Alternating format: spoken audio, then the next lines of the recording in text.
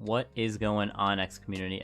Tom here, and today, people, we're going to be going over our week 1 game in the LTPL versus Incog, aka the coach of the Boston Cyndaquils. So, this was supposed to be live, and it's not. And the reason is because I may have forgot to record it. So. Don't worry, week 2 and onwards, I will hopefully not forget. But yeah, let's go over it, shall we? So, now looking over Incog's team, I was pretty scared of a few Pokemon. Number 1, I was scared of the Metagross because with, I want to say, like Earthquake, Rock Slide, Agility, and Meteor Mash, I'm pretty sure that can claim like any kill on my team. So I was pretty scared about that. I was pretty scared of the Abomasnow Arctozolt because Slush Rush is of course really scary as well, but everything else I was like, I knew I could handle. Regidrago's pretty annoying as well because if it specs, you know, it hits pretty hard. So, but yeah, anyways, for the team that we brought Nidoking. The Nidoking is Sheer Force Life Orb. The 3 attacks that we needed is Earth Power, Sludge Wave, and Ice Beam. I didn't really need anything else, so I just put Sub on this. It's max speed because I believe he has I think he has a Pokemon that's 85 speed, and I want it to be as fast as possible, especially if I can get up webs with the Gastrodon, which we will go over later on. We have the Moltres with Heavy Duty Boots.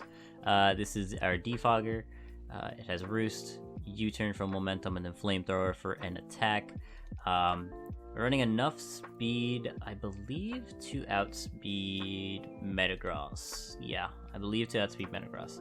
And it's nice to outspeed Metagross because if we are able to, you know, it's really nice to have. You know, and then the rest is in HP and the defense. So, yeah. Then we have Frostless. Frostless is Sash. Looking at it, I mean, I thought I might need Sash Frostless in case the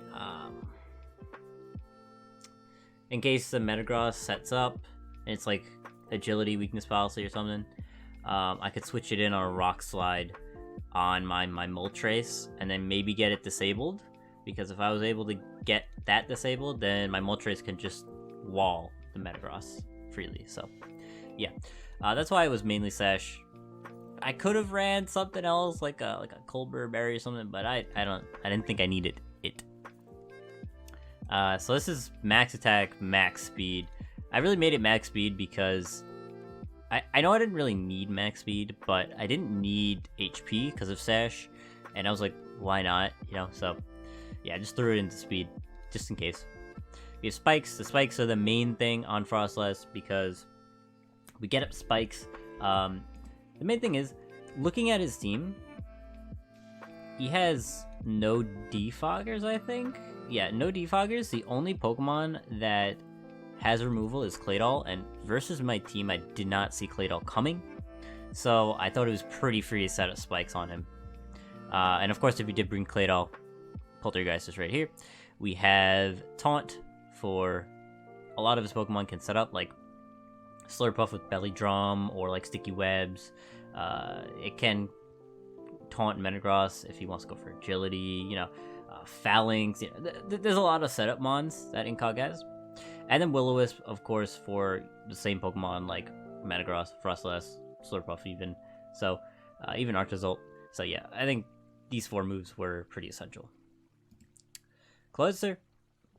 So I ran U-Turn for Pivot over Flip Turn because of the Pokemon that might want to take a water move, or that could take it better, like Regidrago, like even Sceptile and stuff like that. So if they want to come in on like a Flip Turn, they get hit with the U-Turn, which is nice. Aura Sphere is here for the Abomasnow, for the Arctozolt, for I think that was really it.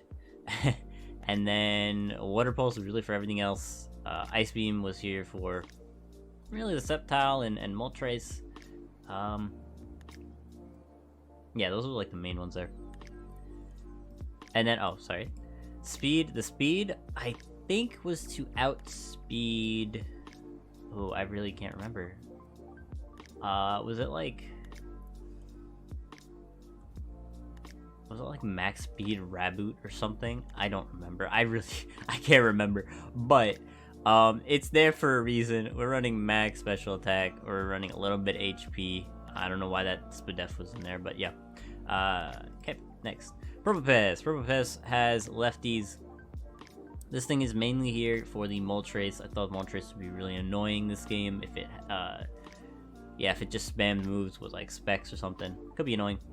It's also here for Sceptile if it's a specs variant or a Life Orb special variant, rather. Same thing with like Slurpuff. It can take a hit from Slurpuff pretty well. But yeah, this was our special wall for this game. It has Thunderwave, Volt Switch, Earth Power, and Rocks. Rocks and Volt Switch, pretty self-explanatory. Earth Power hits the most on his team, and then T-Wave is nice for the Pokemon that's set up, like the Metagross and such. Oh, and then we had Sturdy for, well, again, in case something's set up and I needed to T-Wave or something. Galvantula. So Galvantula was Heavy Duty Boots. And the reason it's Heavy Duty Boots and not Sash is because I felt like I was able to live any hit from most of his Pokemon. Now, that could have been a throw, because I believe... well, you guys will see. I wouldn't say throw, but I would say I felt safer with Heavy Duty Boots. Because he did have a few rockers, and yeah, actually a decent amount. I think it was like three rockers on his team, and I would rather not take damage from rocks and able to hit something hard. So yeah, this is max speed, max special attack.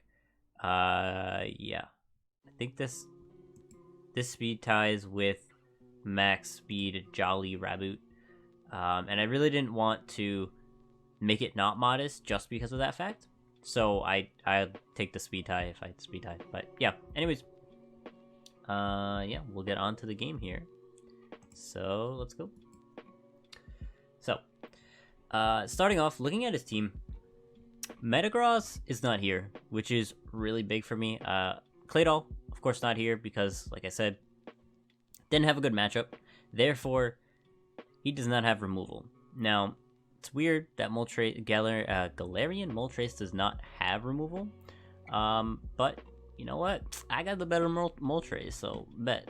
Anyways, so we're gonna start off here with the Frostlass, just because it's really a suicide lead to get spikes up. But Raboot comes out, which is really annoying for me because I could get a 1 spikes if I don't get burned from like Flare Blitz, and then he could Sucker Punch me. So. Or he could be like some weird bulk up, what's it called? Well, I can't remember the name. The fire move that gives you speed. I can't remember. But you guys will let me know in the comments. Anyways, so I switch out in the Moltres to take any hit. As Flare Blitz wants to come out. I know he's not gonna stay in, so I'm just gonna U-turn as he goes into Moltres. So I take this opportunity to go into Galvantula. And I was thinking, well, if he stays in, he could be weakness policy, like weakness policy agility, or, which actually would be a really cool set now I'm thinking about it, or he could be he could be like the berry, the electric berry, it's Wakan, whatever electric berry it is.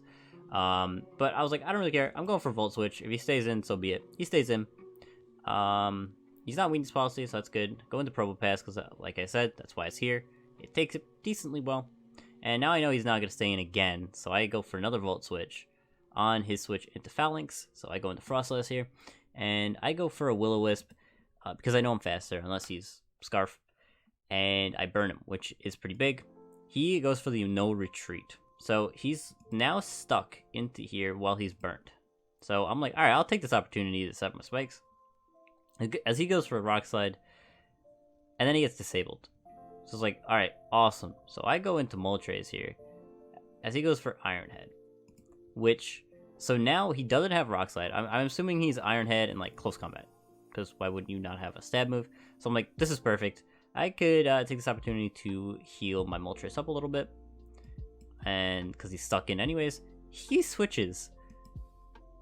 So I am assuming he's like, I'm assuming he's Shed Shell? Is that how that works? That's interesting. That's what I'm assuming he is. Which is really cool. I actually have never seen like a Shed Shell Phalanx, but that's cool. So, yeah. Good play. He goes into Slurpuff. So I'm like, alright. So I U-turn out. I crit him, but that doesn't matter. Get the Rocky Helmet. So I'm like, okay, shit. He goes for Heal Bell, which is fine. I taunt because he went for Heal Bell. So I was like, he's okay, alright. Slow down, me. Slow down. So I go for a taunt because I knew he went for Heal Bell. He's probably a Wish variant as well. And he goes for Wish. Perfect. I just set up my second layer, and then I set up my third layer. And this is actually good for me. He crits me. That's actually really good for me, because that means that after my taunt goes off, I can now go into whatever I want. So I go into Nidoking, because this is free. You know, he's Heal, Wish, Draining Kiss. He probably does not have a move to hit me. If he has a move to hit me, I will be surprised. Especially because it's Wish. So he goes for Protect, and this is where the game turns. I go for Sub on his Protect. Now this game is like, this game looks to be over, although he still has the Abomasnow Arctozolt, so just to make sure here. So we go for Sludge Wave. Of course that kills, because nothing lives that. Goes for Blizzard, so I know that he's Scarf because he outsped. I go for Sludge Wave. So that means he has now 4 turns to get as many kills with Arctozolt as possible. So I'm like, okay, shoot. He's probably going for an Ice move here. So I go into Probopass, and he does. He goes for Icicle Spear, which is interesting. He gets 4 hits, alright. And I stay in here because I'm not sure what he wants to go for.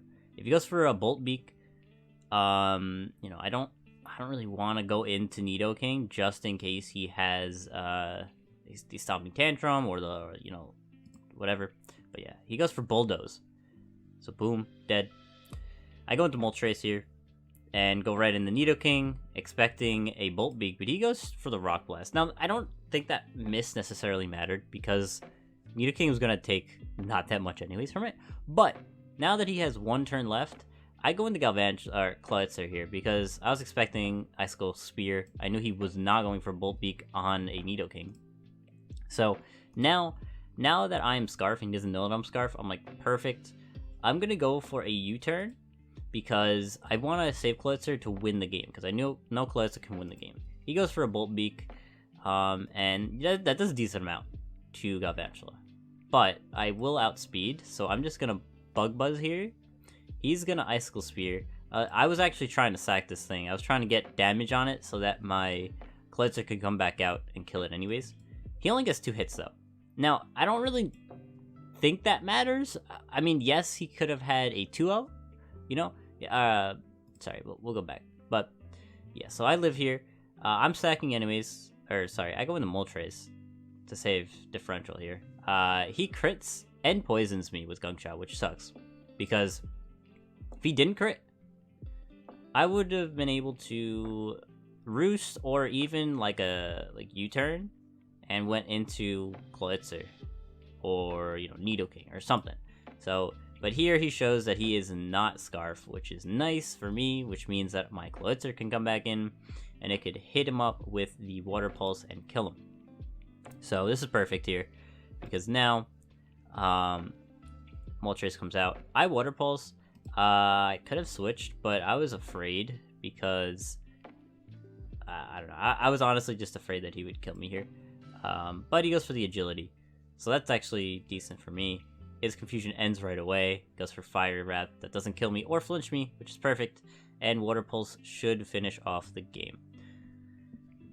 And there you go. So 3 kills for Clawitzer, 2 for Nidoking, and 1 for, I don't remember who got that one. Oh, Galvantula. So, cool. Yeah, it could have been a 2-0.